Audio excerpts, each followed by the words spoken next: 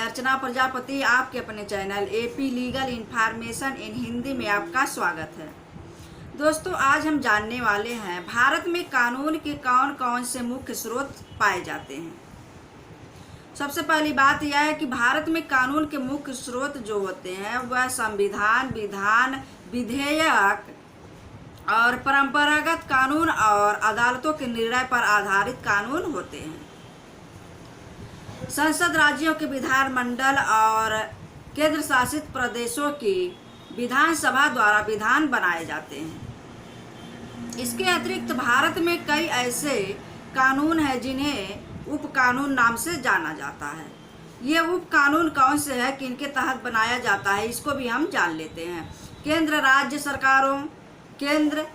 राज्य सरकारों और स्थानीय निकायों जैसे नगर पालिकाएं, नगर निगम, ग्राम पंचायतों और अन्य स्थानीय प्राधिकारों द्वारा कानून बनाए जाते हैं। ये उप कानून जो होते हैं संसद द्वारा या राज्य की विधानसभा द्वारा प्रदत्त प्राधिकृत अधिकार के तहत बनाए जाते हैं। एससी और जो एससी के निर्णय भी कानून के मुख्य स्रोत माने जाते हैं। एससी का मतलब सुप्रीम कोर्ट, उच्चतम न्यायालय का जो भी निर्णय होता है वह हर हाई कोर्ट, हर उच्च न्यायालय को मानने के लिए बाध्य होना पड़ता है और उसका मुख्य स्रोत माना जाता है उच्चतम न्यायालय के निर्णय को।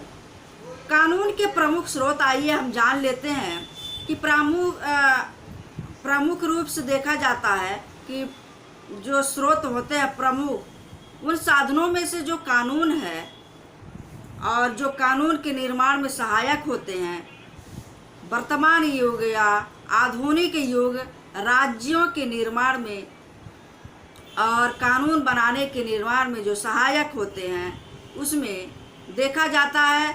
जैसे कानून बनाने की शक्ति प्रायः विधानमंडल को प्राप्त होती है।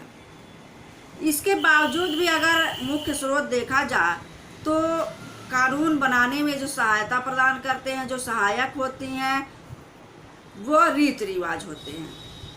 रीति रिवाज का भी महत्वपूर्ण भूमिका होता है जो प्राचीन काल से चला आ रहा है, जिसको सारे समाज मान्यता देती है, वह कानून बनाने में निर्णायक होते हैं। इसके बावजूद देखते हैं कि धर्म भी कानून के मुख्य स्रोत माने जाते हैं। न्यायिक निर्णय भी मुख्य स्रोत माने जाते हैं। कानूनी टीकाएं और व्यवस्थापन, ये सारी चीज़ें जो होती हैं कानून को बनाने में मुख्य सहायता प्रदान करते हैं और मुख्य स्रोत माना जाता है। जानते हैं न्यायिक निर्णय क्या होता है। न्यायिक निर्णय जब सामाजिक व्यवस्थाएं डगमगा जाती है, उसको सुदृढ़ करने के लिए कोई बुद्धिजीवी व्यक्ति को उसमें चुना जाता है और वह जो निर्णय करता है उसी से हमारे समाज का संचालन होता है। अब आइए जानते हैं कानूनी टीकाएं क्या होती हैं। कानूनी टीकाएं वह प्रत्येक देश में कानून के ज्ञाता होते हैं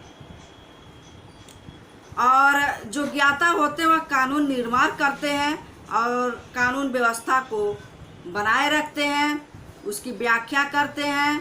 उसी को हम जो धर्म ग्रंथ भी मान सकते हैं, उसको टीकाएं कहा जाता है। और व्यवस्थापन सबसे बड़ी बात है जो हमारे कानून व्यवस्था को सुदृढ़ रूप से चलाता है, अच्छे से चलाता है, जो व्यवस्थापन को देखता है। जैसे व्यवस्थापिका, आज को हम व्यवस्थापिका हिंदी में कहते हैं, और वही है कार्यपालिका जो सारे कार्य करती हैं और सुचारू रूप से कानून बनाने का कानून को चलाने का कार्य करती हैं। यही हमारे कानून के मुख्य स्रोत माने जा सकते हैं। तो ये जानकारी आपको कैसा लगा हमें कमेंट बॉक्स में ज़रूर बताइएगा। तब तक के लिए धन्यवाद, नमस्कार, जय हिंद।